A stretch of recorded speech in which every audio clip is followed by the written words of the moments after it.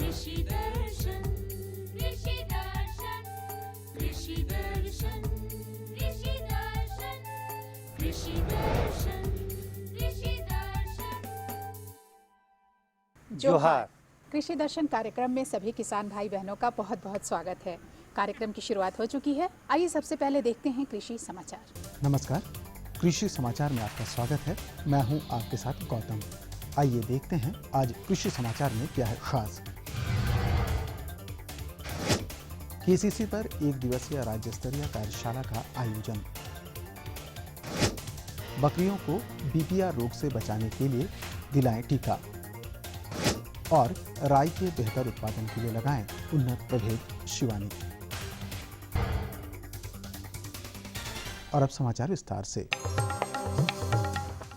सहकारिता विभाग झारखंड सरकार द्वारा स्वीकृत लाह खेती योजना के अंतर्गत जिन लाह कृषक भाइयों ने अनुदानित दर पर टूल किट्स और बैशाखी लाह बिहन प्राप्त किया है, वो अपना निर्धारित अंशदान अपने अपने समिति में अविलंब जमा कर दें। साथ ही सभी संबंधित प्राथमिक लाह उत्पादक सहयोग समितियों के अध्यक्ष और सचिव टूल किट्स और बैशाखी लाह बिहन के लिए लाभुक से प्राप्त अंशदान 15 अक्टूबर 2014 तक संघ मुख्यालय में जमा कर दें। बीते दिनों राजधानी रांची में किसान क्रेडिट कार्ड एवं कृषि क्षेत्र में वित्त पोषण विषय पर एक दिवसीय राज्य स्तरीय कार्यशाला का आयोजन किया गया। इस अवसर पर कृषि मंत्री बन्ना गुप्ता ने केसीसी बनाने में कृषि विभाग के ढीले रवैये को लेकर चिंता और नाराजगी जाहिर की। साथ ही कृषि अधिकारियों को सख्त निर्देश दिया कि अब कृषि संबंधित योजनाओं को आगे बढ़ाने में किसी भी तरह की कोताही बर्दाश्त नहीं की जाएगी। मौके पर मौजूद NABARD, bank of India, RBI के महाप्रबंधक सहित कृषि सचिव और कृषि निदेशक ने भी अपने विचार रखे। हाल के वर्षों में झारखंड में बकरियों को बीपीआर रोग से मरते देखा गया है। ये तेजी से फैलने वाला संक्रामक रोग है जिसे बकरी का प्लेग के नाम से भी जाना जाता है। बकरी पालक भाई अपने बकरियों को इस रोग से बचाने के लिए टीका दिलवाएं। यह बकरी का प्लेग ये हमारे इधर कुछ हाल के वर्षों में झारखंड के रीजन में काफ़ी तेज़ी से फैला है। इसमें जो लक्षण मुख्य रूप से आप देखते होंगे किसान भाई कि आँख में कीची आता है, नाक से नेटा बहता है, मुंह में घाव हो जाते हैं, पतला पैखाना करते हैं, बकरी खाना पीना बंद कर देती है और फिर बकरी अंतर्गत 3 से 4 दिन में वो मौत के मुंह में समा जाती है। और इसमें केवल एक बकरी नहीं मरती है, इसमें आपके पूरे मोहल्ले टोले की पूरे बकरी इसमें एक साथ मरने लगती है। तो पशुपालकों को सलाह दी जाती है कि वो पीपीआर का टीका जो कि जिला स्तरीय हॉस्पिटल में, पशुपालन हॉस्पिटल में 1 रुपया प्रति डोज के दर से उपलब्ध है। आप ज़रूर से अपने बकरी में टीका लगवा लें और एक बार टीका लगाने के बाद अपने इस भयानक छुआछूत बीमारी से अपने बकरियों की रक्षा कर सकते हैं। जो किसान रबी मौसम में तेलहनी फसल राई की खेती करना चाहते हैं, वो इस फसल से बेहतर उपज प्राप्त करने के लिए राई के उन्नत प्रभेद शिवानी, वरुणा, पूसा बोल्ड, क्रांति या वरदान लगाएं। राज्य के किसान रबी तिलहनी फसल राई की खेती के लिए 15 अक्टूबर से 15 नवंबर के बीच बुआई का काम संपन्न कर लें। बुआई में 5 किलोग्राम बीज प्रति हेक्टेयर की दर से उपयोग करें, जिसमें कतारों के बीच 30 सेंटीमीटर और पौधों के बीच 10 सेंटीमीटर की दूरी रखें। राई के बेहतर उत्पादन के लिए शिवानी, पूसा बोल्ड, क्रांति या वरदान नामक उन्नत प्रभेद लगाएं। इनकी उत्पादन क्षमता 8 से 10 क्विंटल प्रति हेक्टेयर है। ट्रैक्टर चालित बीज सह खाद ड्रिल एक ऐसा कृषि उपकरण है जिसकी सहायता से किसान पूरी तरह से तैयार खेत में गेहूं सहित अन्य खाद्यान्न फसलों के बीज बोने का काम कर सकते हैं। यह पशु चालित बीज सह खाद ड्रिल की तुलना में 70% मजदूरी की बचत, 25 से 30% संचालन खर्च में बचत तथा 3% उपज में वृद्धि करता है। आइए जानते हैं आज के लिए क्या है कृषि विशेषज्ञ की सलाह। किसान भाइयों, भिंडी में पत्ता जो मोजैक की बीमारी से बहुत समस्या आती है, तो वो जो कीट के द्वारा संक्रमित होते हैं, तो इसमें इमिडाक्लोरोपीड 1 लीटर में 1.5 ml मिला के इसका छिड़काव करें और 15 से 20 दिनों पर छिड़काव करें तो ये काफ़ी हद तक फायदा होगा। और अब एक नज़र राज्य के 5 प्रमुख शहरों के मौसम के मिजाज पर। आज राज्य के 5 प्रमुख नगरों के अधिकतम और न्यूनतम तापमान कुछ इस प्रकार दर्ज किए गए। रांची का अधिकतम तापमान 26 डिग्री सेल्सियस और न्यूनतम 21 डिग्री सेल्सियस। जमशेदपुर का अधिकतम तापमान 30 डिग्री सेल्सियस और न्यूनतम 22 डिग्री सेल्सियस। मेदिनीनगर का अधिकतम तापमान 31 डिग्री सेल्सियस और न्यूनतम 22 डिग्री सेल्सियस। देवघर का अधिकतम तापमान 31 डिग्री सेल्सियस और न्यूनतम 24 डिग्री सेल्सियस। वहीं धनबाद का अधिकतम तापमान 30 डिग्री सेल्सियस और न्यूनतम 24 डिग्री सेल्सियस रहा।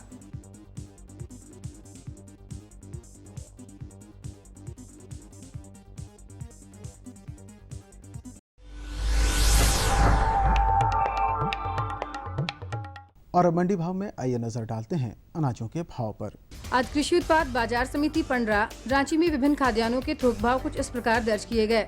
चावल मोटा 2350 रुपए से 2450 रुपए, चावल मध्यम 2550 रुपए से 2650 रुपए, चावल उत्तम 3650 रुपए से 4200 रुपए, गेहूं 1600 रुपए से 1700 रुपए, चना 3350 रुपए से 3450 रुपए, दाल अरहर 6600 रुपए से 7200 रुपए, दाल मसूर 5600 रुपए से 6200 रुपए, दाल चना 3800 रुपए से 4000 रुपए, सरसों तेल 8500 रुपए से 9500 रुपए, चीनी 3400 रुपए से 3500 रुपए, आलू 1800 रुपए से 2100 रुपए और प्याज 1600 रुपए से 1800 रुपए प्रति क्विंटल रहा। कृषि समाचार में आज इतना ही। अगले दिन अगले अंक में फिर मुलाकात होगी कुछ ताज़ा तरीन खबरों के साथ। तब तक के लिए दीजिए इजाज़त। नमस्कार, जोहार। किसान भाई बहनों, कृषि समाचार में आप देख रहे थे मंडी का भाव, मौसम का हालचाल और साथ में खेती बाड़ी से जुड़ी हुई तमाम तरह की खबरें और जानकारी। हम आपको खेती बाड़ी से संबंधित ढेर सारी जानकारियां दिलाते रहेंगे लेकिन दिलाते रहेंगे मतलब आज लेकर के आए हैं, लेकिन हमको लगता है कि एक छोटा सा विराम ले लिया जाए। ये लो और बताओ। बस। अरे ये क्या भैया जी, बस इतनी सी रासायनिक खाद? किसानी छोड़ रहे हो क्या? किसानी नहीं, नादानी छोड़ रहे हैं। मिट्टी की जांच कराई है। अब तो लाला जी जितनी जरूरत है उतने ही उर्वरक खेत में डालेंगे। हाँ, किसान भाई आज ही अपने जिले की नजदीकी भूमि परीक्षण प्रयोगशाला में मिट्टी की जांच जरूर करवाएं और मिट्टी में पोषक तत्व, नमी व पौधे के विकास को देखते हुए केवल जरूरत के अनुसार ही पोषक तत्व डालें। और हाँ, मिट्टी में गंधक, जस्ता, बोरोन जैसे सूक्ष्म पोषक तत्वों का पता लगाना भी न भूलें। उर्वरक और जैविक खाद के सही उपयोग से भूमि का उपजाऊपन बनाए रखें, उत्पादकता बढ़ाएं, खर्चा घटाएं और बहुमूल्य विदेशी मुद्रा बचाने में भी सहयोग दें। और हाँ, धीमी गति से नाइट्रोजन उपलब्ध कराने वाले उर्वरकों जैसे नीम लेपित यूरिया को प्राथमिकता दें और यूरिया का पत्तों पर छिड़काव करें। अरे वाह, तू तो सचमुच समझदार हो गया रे। अधिक जानकारी के लिए संपर्क करें जिला कृषि अधिकारी या किसान कॉल सेंटर। विराम के बाद आप सभी किसान भाई बहनों का एक बार फिर से बहुत बहुत स्वागत है। तो अब जानकारियों का सिलसिला शुरू करें मंगराज जी। सिलसिला चूँकि शुरू हो चुका है तो देखिए अब क्या है कि धान अब जब तैयार हो जाएगा तो उसके बाद धान कटेगा, जाहिर सी बात है। लेकिन मौसम तो भाई रुकता नहीं है, बिल्कुल वो अपने समय के हिसाब से आगे बढ़ता जाता है। और अब हम लोग रबी फसलों की खेती करने और रबी मौसम के बहुत करीब आ चुके हैं, लगभग आ ही चुका है। तो जो किसान रबी फसलों की खेती करना चाहते हैं तो रबी फसलों के लिए किस तरह से सिंचाई व्यवस्था पर, सिंचाई प्रबंधन पर हम ख्याल रखें ताकि हमारी उपज बहुत अच्छी हो। बिल्कुल, इस विषय पर आज हम आपको ये जानकारी दिलवाते हैं अपने विशेषज्ञ से। और कौन है हमारे विशेषज्ञ? हमारे विशेषज्ञ हैं डॉक्टर श्रीकांत सिंह। और रबी में जो भी आप फसल लगाएंगे इसमें सबसे और अहम बात है, खासकर तक हमारे झारखंड के परिप्रेक्ष्य में अगर कही जाए तो सिंचाई की, और सिंचाई प्रबंधन आप कैसे करें, इसी विषय पर जानकारी देने के लिए कृषि विज्ञान केंद्र दुमका के कार्यक्रम समन्वयक डॉक्टर श्रीकांत सिंह हमारे साथ मौजूद हैं। रबी फसल में बहुत सारी फसलें लगती हैं, लेकिन सबसे पहले हम चर्चा करते हैं गेहूँ की। तो गेहूं में सिंचाई प्रबंधन हमारे किसान भाई कैसे करें? गेहूं जैसा कि आपको मालूम है कि रबी का एक प्रमुख खाद्यान्न फसल है और गेहूं में सिंचाई का जो आवश्यकता होती है वो मिट्टी के प्रकार, ज़मीन के प्रकार पर निर्भर करती है। साथ ही साथ गेहूं के जो विभिन्न प्रभेद हैं उन प्रभेदों के अनुसार भी सिंचाई की आवश्यकता पड़ती है। मसलन गेहूं में सिंचित गेहूं और असिंचित गेहूं दो प्रकार के होते हैं। जो सिंचित गेहूं और जो समय से बुआई वाले गेहूं होते हैं उसमें कम से कम 6 सिंचाई की आवश्यकता होती है, और जो असिंचित गेहूं जिसे हम कहते हैं और जो जिसको हम वर्षा आश्रित भी गेहूं कहते हैं उसमें करीब करीब 2 या 3 सिंचाई की आवश्यकता पड़ती है। अब मैं आपको ये बताऊं कि मिट्टी की के प्रकार को देखते हुए, मिट्टी की जल धारण क्षमता को देखते हुए सिंचाई दी जाती है। यदि झारखंड की मिट्टी सभी मिट्टी अधिकतर बलुआई दोमट के प्रकार की है, तो जिसकी की जल धारण क्षमता कम होती है। ऐसी स्थिति में यदि समय से एवं सिंचित अवस्था वाले गेहूं लगा रहे हैं तो उसमें करीब करीब 6 सिंचाई की पूरी आवश्यकता पड़ेगी। अब जो अवस्थाएं हैं, अगर किसान भाई के पास प्रचुर मात्रा में जल है तो उसकी 6 अवस्थाओं में उसका सिंचाई देना आवश्यक है, जिसमें कि पहला अवस्था है क्रांतिक अवस्था, जड़ की क्रांतिक अवस्था। दूसरी अवस्था आती है कि कल्ले फूटने की अवस्था। तीसरा उसमें अवस्था आती है जिसको हम लोग वैज्ञानिक भाषा में बूट अवस्था कहते हैं या गांठ बनने की अवस्था कहते हैं। चौथा अवस्था उसमें होता है कि जब फूल आने की अवस्था होती है। पांचवा अवस्था होता है जबकि दाने में दूध भरने की अवस्था होती है, और छठा अवस्था होता है जब दाना कड़ा होने का समय आता है, जिसको डफ स्टेज कहते हैं, उस अवस्था में।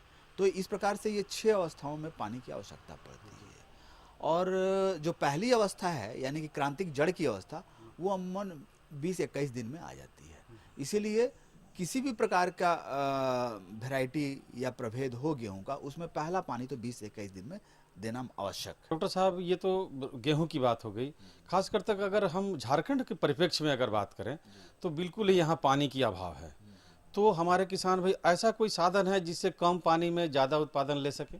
देखिए, गेहूं में भी अगर किसान के पास मान लीजिए कि पानी की जो व्यवस्था है वो बहुत कम हो, यदि 2 ही पानी की व्यवस्था हो या 3 पानी की व्यवस्था हो, तो उसको हम लोग अलग अलग जो उसकी अवस्था है, फसल की अवस्था, उस पर दे देते हैं। जैसे कि पहला अवस्था, जैसे मैंने बताया, जो 20-21 दिन की अवस्था है, उसको बढ़ा के हम लोग 25 दिन पे कर देते हैं। उसके बाद दूसरा वाला जो अवस्था है वो हम लोग सीधे फूल आने के समय दे देते हैं। और जो अगर मान लीजिए कि और 1 पानी अगर वो दे सकता है तो उसको हम लोग देते हैं कि जब दाने में दूध भरता है। इसके अतिरिक्त कम पानी में किसान भाई को कुछ खास जो रबी में होने वाले सब्जी है उसकी खेती माने किसान भाई कर सकते हैं। और पानी को बचाने के लिए सिंचाई की कुछ पद्धतियां हैं, उस पद्धति का किसान भाई व्यवहार कर सकते हैं। मसलन टपक सिंचाई जो व्यवस्था है या टपक सिंचाई पद्धति या फिर छींटा पद्धति, ये 2 पद्धति से किसान भाई बहुत ही कम पानी में जल को केवल पौधे के जड़ तक, है ना, बूंद बूंद करके गिरा के उसका माने उत्पादन अच्छा ले सकते हैं। ऐसे स्थिति में जो सब्जी की जो पैदावार है वो बहुत ही मतलब कि सही समय पे और माने उचित माने उपज के साथ होती है। और जो स्प्रिंकलर इरिगेशन यानी कि जिसको हम लोग छींटा विधि कहते हैं, उस विधि के द्वारा भी आप माने कि बहुत ही कम पानी में कम दिन वाले अवधि वाले सब्जी को लगाकर प्राप्त कर सकते हैं। जैसे कि आप टमाटर, बैगन, शिमला मिर्च, ये सब, या पत्ता गोभी, बंधा गोभी, ये सब कतार में लगाई जाने वाली ये सब्जी हैं। तो वैसी अवस्था में आप टपक सिंचाई का मतलब का उपयोग करके किसान भाई इसका उपयोग कर सकते हैं। और यह सरकारी योजना के अंतर्गत उपलब्ध भी है। सब्सिडी के अंदर किसान भाई को यह 90% सब्सिडी पर सरकार देती है।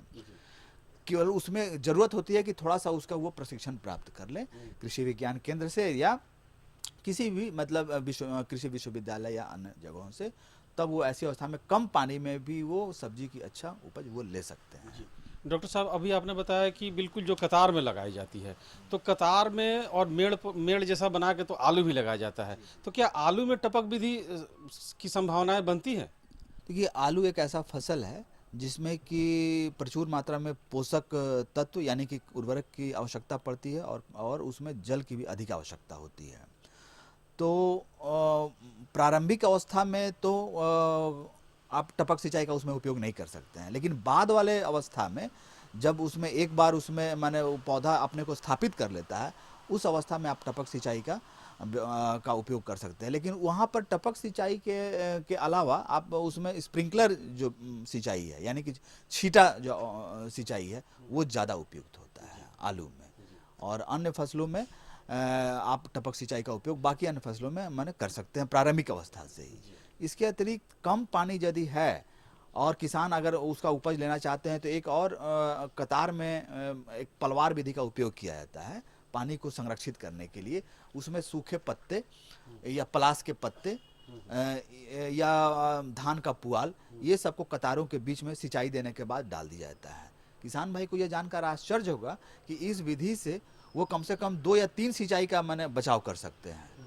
अर्थात किसान भाई को जो सिंचाई के लिए जो ऊर्जा लगेगी, जो उसमें पैसे खर्च होंगे, वो सभी इस पलवार के विधि से उनको माने बचाया जा सकता है। अब बात आती है रबी में तिलहनी और दलहनी की, तो इन दोनों फसलों में हमारे किसान भाई कितनी सिंचाई दें और कैसे अपने पानी को बचत कर सकें? जी, रबी मौसम में प्रकृति ने खुद ही दलहनी और तिलहनी फसलों को इतना सुदृढ़ किया है कि उसमें जल की आवश्यकता कम पड़ती है।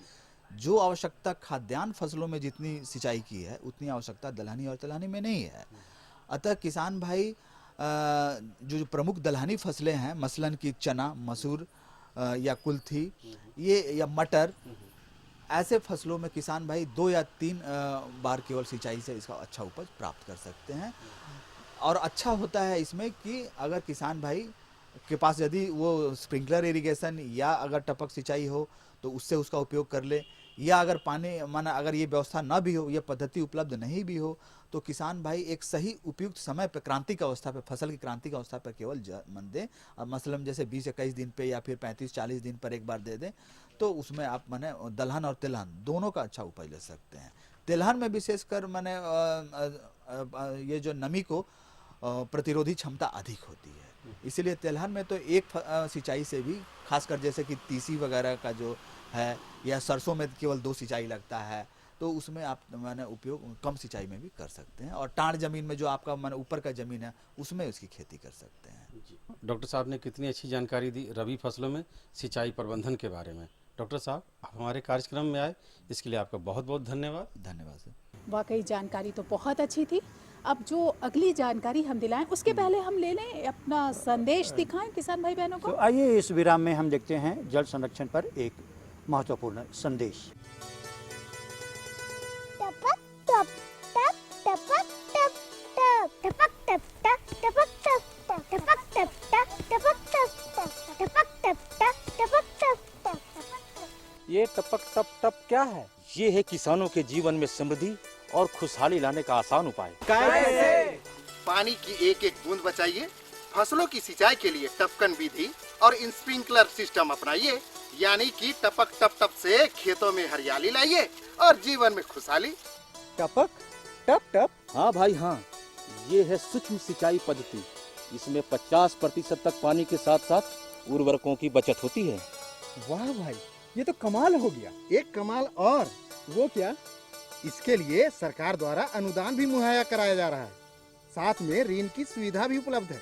अब समझ में आया टपक टप टप। दोस्तों, हमारे साथ जुड़ चुके हैं कुमार जी। क्यों खेत की बिल्कुल, जोहार जोहार। और आगे की जो आपको भी जोहार। बिल्कुल, जो आगे की जानकारियां हैं हमारे किसान भाई बहनों को, वो दिलवाएंगे शिव कुमार जी। किसान भाइयों, आज हम बात करेंगे नर्सरी की देखभाल कैसे करें, यानी उसकी तैयारी कैसे करें। अगर आप बिचड़े लगाते हैं तो आपका बिचड़ा स्वस्थ हो, अगर बिचड़ा स्वस्थ होगा तो आपकी उपज भी अच्छी होगी। इसके लिए हमें क्या करना चाहिए, क्या नहीं करना चाहिए, तो चलिए इस पर विशेष जानकारी के लिए हम आपको लिए चलते हैं अपने विशेषज्ञ के पास, जो है अंजलि मिश्रा। तो आइए जानते हैं उनसे। कृषि दर्शन की टीम आज कृषि विज्ञान केंद्र बलियापुर धनबाद आई हुई है, जहां आज हम बात करेंगे नर्सरी की तैयारी एवं उसके महत्व के बारे में। इस विषय पर जानकारी देने के लिए आज हमारे साथ है यहीं के विशेषज्ञ श्रीमती अंजलि मिश्रा। जैसा कि आज का विषय हमने लिया है नर्सरी की तैयारी एवं उसके महत्व के बारे में, तो आप हमारे किसान भाइयों को बताएं कि नर्सरी की तैयारी कैसी करनी होती है और इसके शुरुआती क्या क्या लक्षण होते हैं। जैसे कि आप कह रहे हैं नर्सरी की तैयारी, मतलब कि बिचड़ा तैयार करना, चाहे वो नर्सरी किसी भी चीज़ का हो। धान का भी हम लोग धान के सीजन में करते हैं, फिर सब्जी का भी नर्सरी तैयार कर सकते हैं, फूल का नर्सरी तैयार कर सकते हैं, लेकिन जैसा कि ये नर्सरी तैयार करने के लिए मेन हम जो है धनबाद हमारा जो है सब्जी उत्पादन में काफ़ी योगदान रखता है और बहुत ही अच्छा क्षेत्र है सब्जी उत्पादन के लिए। तो हम आपको धान का बिचड़ा जैसे 20 से 25 से 30 दिन में तैयार होता है, उसी प्रकार हम आपको सब्जी की बिचड़ा तैयार करने के लिए बता रहे हैं और उसका फूल का भी बिचड़ा। तो जैसे कि हम बिचड़ा नर्सरी मैनेजमेंट मतलब बिचड़ा तैयार करना, जैसे सब्जी का बिचड़ा हमको तैयार करना है तो उसमें हमको सबसे पहले ध्यान रखना है कि उसका बेड, नर्सरी का बेड कैसे तैयार करना है। तो उसके लिए क्या है कि बेड तैयार करने के लिए क्या है कि ज़मीन से थोड़ा ऊंचा 3-4 इंच 5 इंच ऊंचा करके मिट्टी का लेवल थोड़ा ऊंचा कर देना है, ताकि मिट्टी का लेवल हम इसलिए ऊंचा करते हैं कि उसके चारों बगल पानी न लगे।